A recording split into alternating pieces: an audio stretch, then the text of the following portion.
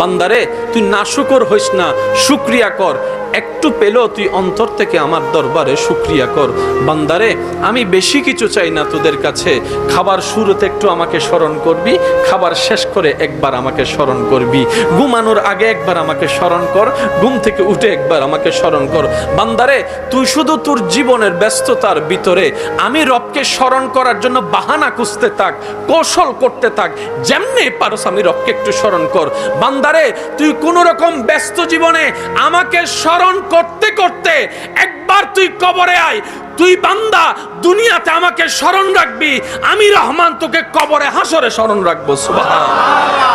আর রব যাকে কবরে হাসরে স্মরণ রাখে, জাহান্নামের আগুন তাকে স্পর্শ করার কোনো সুযোগ নাই। আল্লাহ পাক বলে, বান্দা আমি আছি তো তোদের জন্য।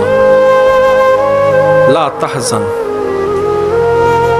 লা তাখাফ, ভয়ও করিস না, চিন্তাও করিস না। যার যা করার করতে দে, যার যা বলার বলতে দে।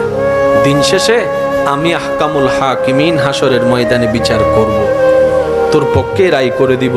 তুই যদি শুকরিয়াকারী হোস, তুই যদি ধৈর্য ধারণকারী হোস, তুই যদি ক্ষমাকারী হোস, তুই যদি ঈমান দ্বারা পরিপূর্ণ হোস। বলেন না সুবহানাল্লাহ। আমরা সব সময় বিচার নিজে করতে চাই। রব বলে যে আমি আহকামুল হাকিমিন আছি তো, তুই বিচার করতেছস, কয়টা বাড়ি দিবি, কয়টা মাইর দিবি, কিছু বিচার আমার জন্য রেখে দে।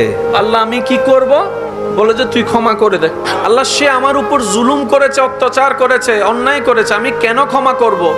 রব বলে যে ক্ষমা করে আমার বান্দাকে আমার জন্য, আমি আল্লাহ তাকে ক্ষমা করে দিই যে ক্ষমা করে দেয়। রব বলে যে তুই নিজের গুনাহ থেকে মাপ পাওয়ার জন্য তুই নিজে ক্ষমা করে দে। তুই ওরে ক্ষমা করবি, আমি তোরে ক্ষমা করব। যে গুনাহ করার পরে নিজের ভুল বুঝতে পেরে রবের সমীপে নিজের মনকে মাথাকে সুফর্দ করে দিবে, দুই চোখের পানি